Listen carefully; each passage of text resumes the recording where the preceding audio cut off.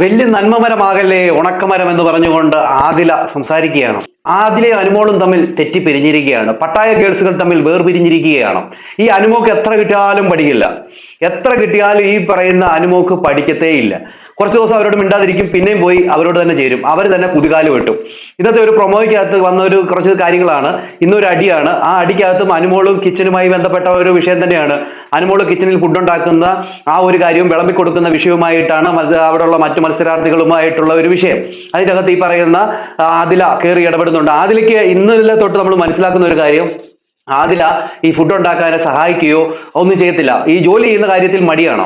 പലപ്പോഴായിട്ട് അനുമോൾ ഈ ആദിലെ വിളിക്കുന്നുണ്ട് ഫുഡ് ഉണ്ടാക്കാനായിട്ട് ഹെൽപ്പിന് വേണ്ടി, എന്നാൽ എത്തുന്നില്ല. അവിടെ ഹെൽപ്പ് ചെയ്യുന്നത് അനീഷാണ്. അനീഷിന് വേറൊരു ഫ്ലോർ ടീമിലാണ് ഉള്ളത് ജോലി. എന്നാൽ അനീഷാണ് പോയി ഹെൽപ്പ് ചെയ്ത് കൊടുക്കുന്നത്. ഈ പറയുന്ന ആദിലേക്ക് ജോലി ചെയ്യാനൊന്നും പറ്റത്തില്ല എന്നുള്ളൊരു കാര്യമാണ് നമുക്ക് കാണാനായിട്ട് സാധിക്കുന്നത്. അതിനെ തുടർന്നുള്ള ഒരു വഴക്ക് തന്നെയാണ് അവിടെ ഉണ്ടാകുന്നത്. എന്തായാലും അതൊക്കെ നമുക്ക് കാത്തിരുന്ന് തന്നെ കാണാം. ഇന്നലത്തെ എപ്പിസോഡിൽ പണപ്പെട്ടി ടാസ്കിന് വേണ്ടി കാത്തിരുന്ന നമ്മുടെ ബേബി, ഓഹോ എൻ്റെ ബേബിയുടെ എന്തൊരു ഇതായിരുന്നു. ബേബിയുടെ ഭയങ്കര ട്രെയിനിങ് ആയിരുന്നു. ബേബിയുടെ ആൾക്കാരുണ്ടല്ലോ വെളിയിൽ നിന്ന് പറഞ്ഞു വിട്ടത് പെട്ടി എടുത്തോണ്ട് ബേബി, ആദിൽ ബേബി വെട്ടെന്ന് തന്നെ പറയണം കേട്ടോ. നൂറ ബേബി അവിടെ നിന്നിട്ട് ടോപ്പ് 5 വരെ എത്തും. പക്ഷേ ആദിൽ ബേബി എന്ത് ചെയ്യണം, പണപ്പെട്ടി വെക്കുമ്പോൾ എടുത്തോണ്ട് ഇങ്ങനെ പോന്നേക്കണം എന്നൊക്കെ ആയിരുന്നു ഇവരുടെ ഒരു ഗാങ് ഉണ്ടല്ലോ.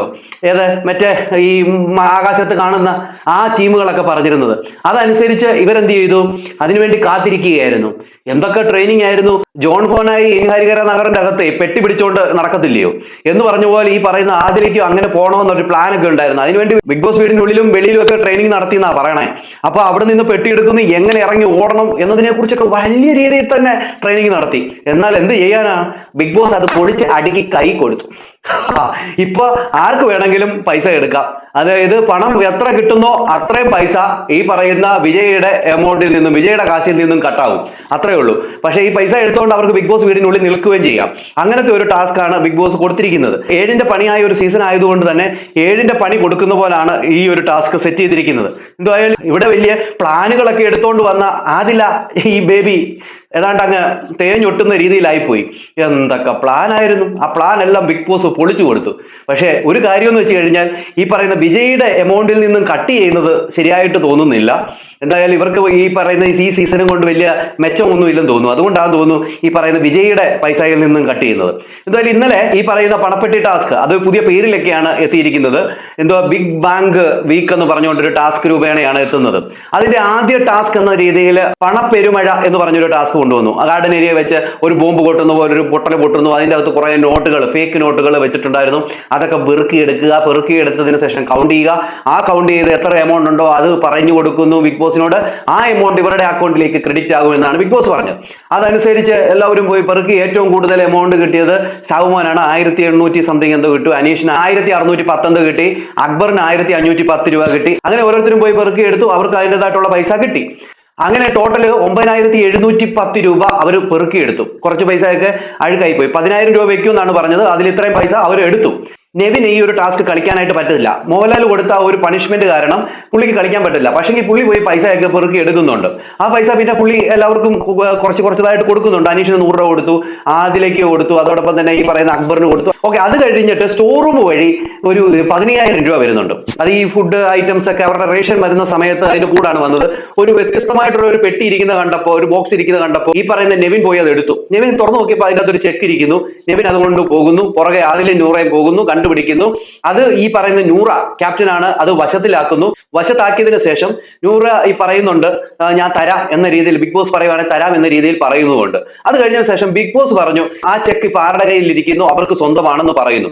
ഉടനെ ഇവര് പറയുകയാണ് അത് ഞങ്ങളുടെ കയ്യിലാണ് എന്ന് പറഞ്ഞുകൊണ്ട് ആദിലെയും നൂറയും കൂടെ അങ്ങോട്ട് വാദിച്ച് അത് കൈക്കലാക്കാനായിട്ട് ശ്രമിക്കുകയാണ്. പക്ഷേ അത് കിട്ടിയത് ഈ പറയുന്ന നെവിന്റെ കയ്യിലാണ്. നെവിൻ അത് ബിഗ് ബോസിനോട് പറയുന്നു എനിക്കാണ് കിട്ടിയത് എന്ന രീതിയിൽ പറയുമ്പോൾ ആദിലെ നൂറയും വിചാരിച്ചു അത് ഞങ്ങൾക്ക് സ്വന്തമായി എന്ന് പറഞ്ഞുകൊണ്ട് ആ ആക്രാന്തം കാണിച്ചുകൊണ്ടിരുന്ന സമയത്ത് ബിഗ് ബോസ് പറഞ്ഞു നെവിൻ ആർക്ക് കൊടുക്കാനാണ് താല്പര്യം.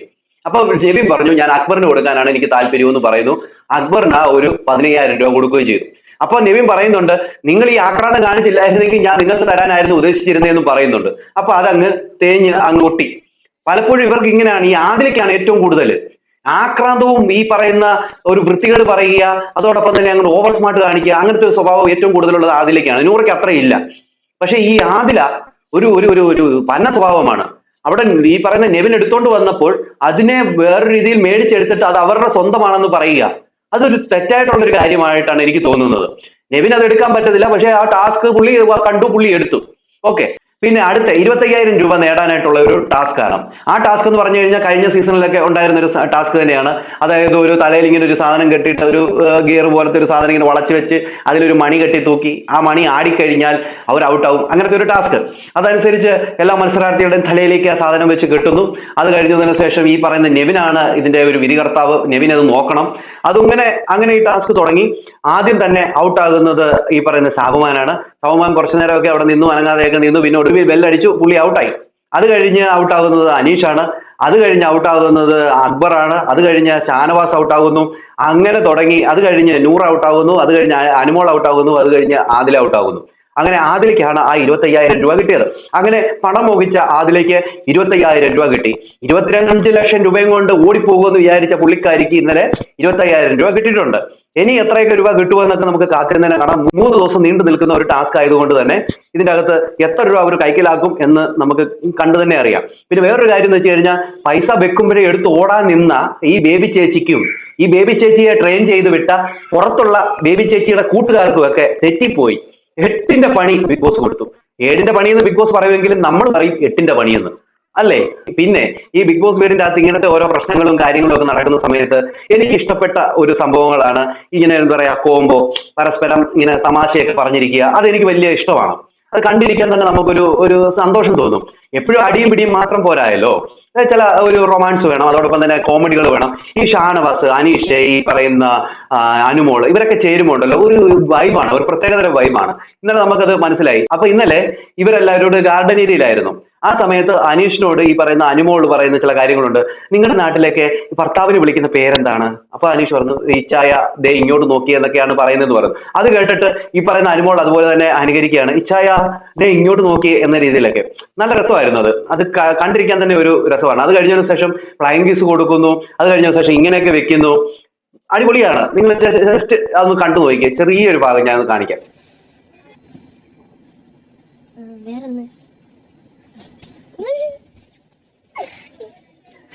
അനീഷേട്ടാ അനീഷേട്ടാ അനീഷേട്ടാ അനീഷേട്ടാ ഞാൻ വഴി മാറി നടക്കാണ്. ഞാൻ വഴി മാറി നടന്നു. എന്തായാലും ഇതൊക്കെ കാണാൻ വലിയ രസമാണ്. അത് കഴിഞ്ഞതിന് ശേഷം ഇവര് 3 പേരോട് അവിടെ ഒരു ചെയറിൽ ഇരിക്കുകയാണ്, ഒരു മഞ്ഞ സോഫയിൽ ഇരിക്കുകയാണ്. ആ സോഫയിൽ ഇരിക്കുന്ന സമയത്ത് ഷാനവാസ് ചില കാര്യങ്ങൾ പറയുന്നുണ്ട്. അപ്പൊ അനുമോളും ചില കാര്യങ്ങൾ പറയുന്നുണ്ട്. അതൊന്നും കേട്ട് നോക്കി. അത് രസമായിരുന്നു കേട്ടോ. അത് എനിക്ക് ഭയങ്കര ഇഷ്ടപ്പെട്ടു.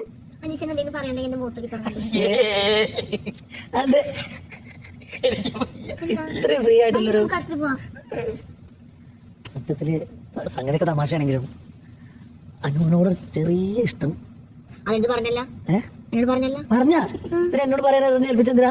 ഇവിടെ ഉണ്ടായിരുന്നില്ല. അപ്പൊ എന്തായാലും ഇവരുടെ ഈ ഒരു കോംബോയും കാര്യങ്ങളും വളരെ ഇഷ്ടമാട്ടോ എനിക്ക്. സത്യം പറഞ്ഞാൽ അതൊരു കോമഡി രീതിയിലും ഒരു സത്യം പറഞ്ഞാൽ കണ്ടിരിക്കാൻ രസമാണ്.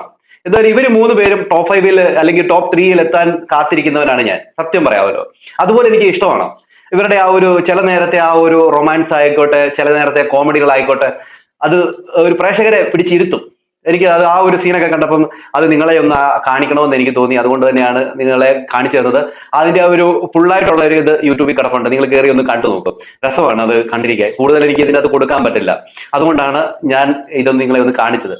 എന്തായാലും നിങ്ങൾ അതൊന്ന് പോയി കണ്ടു നോക്കും, ശരിക്കും. ഓക്കെ. അപ്പൊ അങ്ങനെയൊക്കെയാണ് കാര്യങ്ങൾ. എന്തായാലും പണപ്പെട്ടി ടാസ്ക് കണ്ടിന്യൂ ചെയ്തുകൊണ്ടിരിക്കുകയാണ്. പണപ്പെട്ടി ടാസ്കിൽ ആർക്കാണ് ഏറ്റവും കൂടുതൽ പൈസ കിട്ടുന്നതെന്നും നമുക്ക് കാത്തിരുന്നതിന് കാണാം. അതോടൊപ്പം തന്നെ വിജയിയാകുന്നവരുടെ പൈസയിൽ നിന്നും കട്ടാക്കിക്കൊണ്ട് ഈ പറയുന്ന ബിഗ് ബോസ് അതിനെ അങ്ങ് ഇതാക്കും. ഓൾറെഡി വിജയിക്ക് 50 ലക്ഷം കിട്ടിയാൽ 35 ലക്ഷം രൂപയെ കിട്ടത്തുള്ളൂ. അതിന്റെ കൂടെ പിന്നെയും ഈ കട്ട് ചെയ്ത് ബിഗ് ബോസ് വിജയിക്ക് 8ന്റെ പണി കൊടുക്കുമെന്നുള്ള കാര്യത്തിൽ ഒരു സംശയവുമില്ല. എന്തായാലും അക്ബറിനും പൈസ കിട്ടണമല്ലോ. അക്ബറിനും പൈസ വേണമല്ലോ. എന്തായാലും അക്ബർ ഈ പറയുന്ന കപ്പ് എടുക്കത്തില്ല. അപ്പം അക്ബറിന് എന്തെങ്കിലും ഒരു മെച്ചം കിട്ടുന്ന രീതിയിലേക്ക് കളി കൊണ്ടുവരണം എന്നുള്ള ഉദ്ദേശം കൊണ്ടാണോ ചെയ്തതെന്ന് അറിയത്തില്ല. ഇതൊക്കെ നമ്മുടെ ഓരോ ഡൗട്ടുകളാണ്. അത് മാത്രമല്ല, കഴിഞ്ഞ പ്രാവശ്യം ആരിനെ പുറത്താക്കുന്നു, അക്ബറിനെ നിർത്തുന്നു, ഈ പറയുന്ന നെവിനെ അവിടെ നിർത്തുന്നു. ഇതൊക്കെ വെച്ച് വായിച്ചു നോക്കുമ്പോൾ ഞങ്ങൾക്ക് ചില ഡൗട്ടുകൾ തോന്നുന്നതാണ്. അത് ഞങ്ങളുടെ മാത്രം തെറ്റാണ്. അത് നിങ്ങൾ വലിയ രീതിയിലുള്ള വിഷമമായിട്ട് വിചാരിക്കേണ്ട ബിഗ് ബോസേ എന്ന് മാത്രം പറഞ്ഞുകൊണ്ട് ഈ വീഡിയോ നിർത്തുന്നു. നിങ്ങളുടെ അഭിപ്രായ നിർദ്ദേശങ്ങളും മസ്റ്റായും കമന്റ്. അടുത്തൊരു വീഡിയോ കാണുന്നവർക്ക് എല്ലാവർക്കും